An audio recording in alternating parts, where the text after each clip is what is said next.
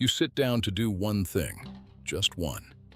Maybe reply to an email, read 5 pages, watch a lecture, finish that thing you've been avoiding for weeks, and then your hand grabs your phone before you even realize it. 3 minutes later, you don't even remember why you picked it up. You open Instagram, close it, open YouTube, scroll, refresh, check messages, refresh again, and suddenly your brain feels itchy, like silence itself became unbearable. But here's the terrifying part. This isn't happening because you're lazy. Your brain is being trained not to focus every single day. And most people have no idea how deep this goes. Because this isn't just about distraction anymore. It's about the slow psychological collapse of attention itself. And once attention disappears, everything else starts disappearing with it. A few years ago, people could sit through a 2-hour movie without checking their phone once. Now people pause Netflix to watch TikToks. Think about how insane that is. We interrupt entertainment for smaller entertainment. And it's getting worse. Average attention spans are collapsing. People struggle to read books. Conversations feel harder. Studying feels painful. Even rest doesn't feel restful anymore. And the scary part? Most people think this is normal. But what if the way your brain feels right now is not your natural state? What if your mind has been rewired by an environment specifically designed to fracture it? Because modern life isn't competing for your attention anymore. It's consuming it. Your brain evolved in environments with scarcity. Scarcity of food, scarcity of stimulation, scarcity of novelty. For most of human history, something interesting happening was rare. A new person entering the village mattered. A sudden sound mattered. Movement mattered. So your brain evolved to notice novelty because novelty could mean survival. Now fast forward to today. Your nervous system is trying to process infinite content, endless notifications, algorithmic feeds, breaking news, 4-second videos, constant social comparison, dopamine on demand, every second. Your brain never adapted for this, and companies know it.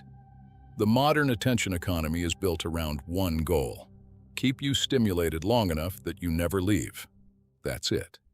Not fulfilled, not calmer, not happier, just engaged. Because attention became the most valuable resource on Earth. And the terrifying part is, the platforms winning this war are the ones that destroy your focus the fastest. Have you noticed that even when you want to focus, your brain fights you?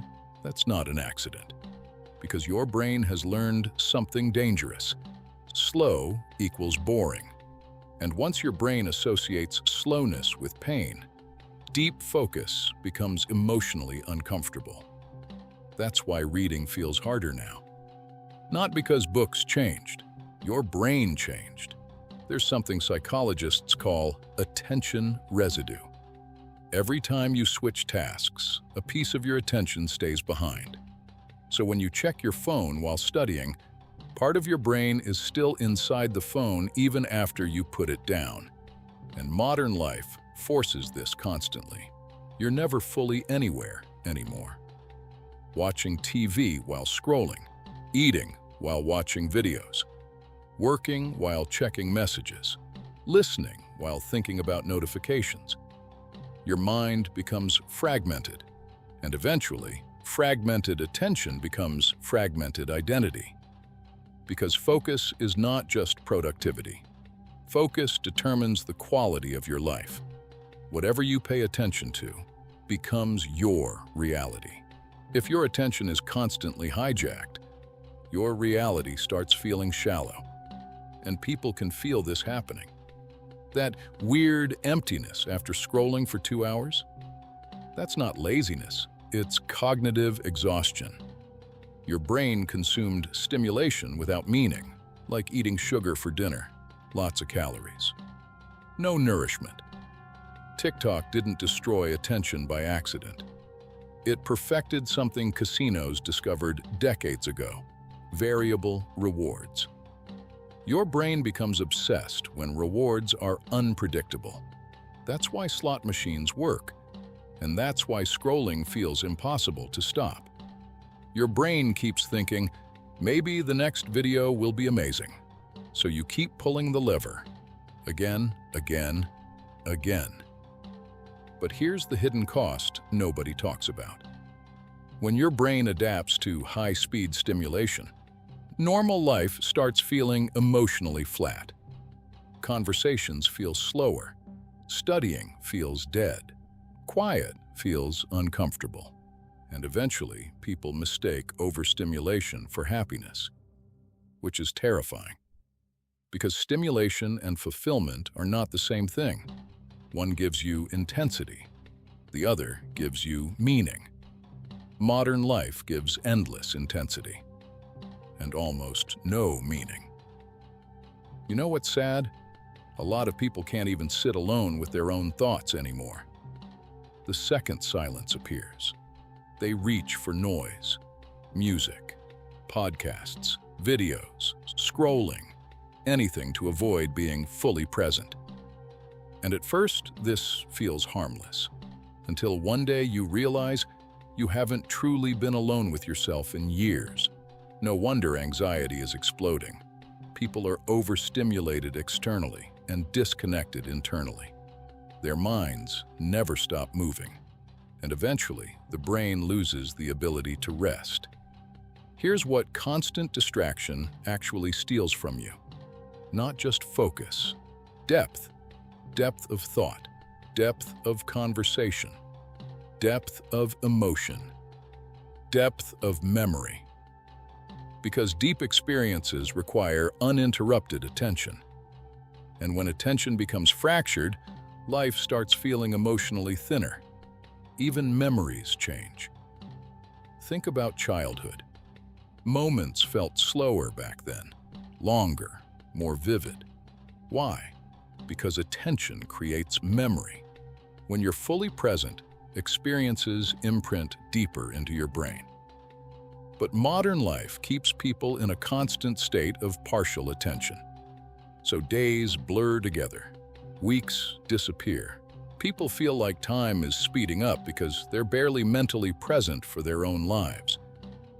And honestly, that might be one of the darkest psychological effects of the internet age. Look at your screen time. Seriously. Most people spend more time touching their phone than touching another human being. That should disturb you. This isn't just about productivity hacks. Attention shapes your entire future because the ability to focus is becoming rare, and rare abilities become valuable. In a world addicted to distraction, someone who can concentrate has a superpower. Think about it. Most people can't sit with difficulty anymore. The second something becomes mentally uncomfortable, they escape. But every meaningful thing in life requires sustained attention.